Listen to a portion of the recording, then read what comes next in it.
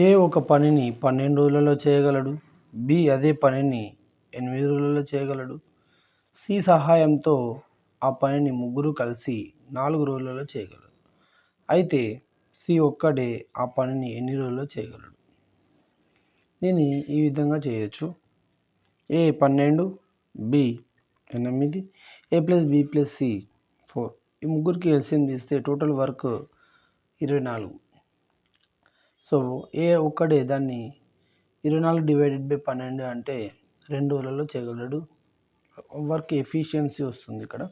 24 divided by 8 అంటే 3 efficiency. So ఏ plus B plus సిలో ముగ్గురు కలిసి చేస్తే 24 డివైడెడ్ బై 4 అంటే 6.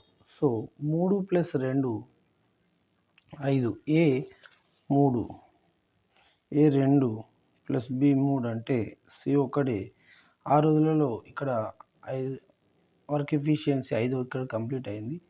6 మైనస్ 5 అంటే 1. సి ఒక్కడే 1 అనేటువంటి దాంతో చేయగలడు.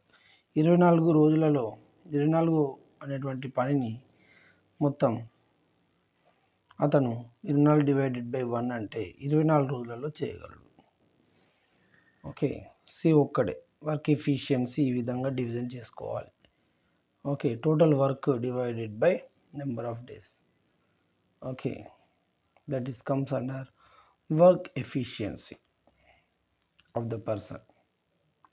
సో ముగ్గురు కలిసి అన్నారు కాబట్టి ఇక్కడ 6 వర్క్ ఎఫిషియన్సీ అయితే A 2 work efficiency, B 3 work efficiency, పోను 6 నుంచి 5 పోతే మిగిలినటువంటిది 1. సి అనేటువంటిది 1 వర్క్ ఎఫిషియన్సీ. కాబట్టి 24 అనేటువంటి వర్క్ కనుక తీసుకుంటే 24 divided by number of work efficiency కనుక తీసుకుంటే డివైడెడ్ బై 1 అంటే అది నెంబర్ ఆఫ్ రోజులలో 24 రోజులలో చేయగలడు.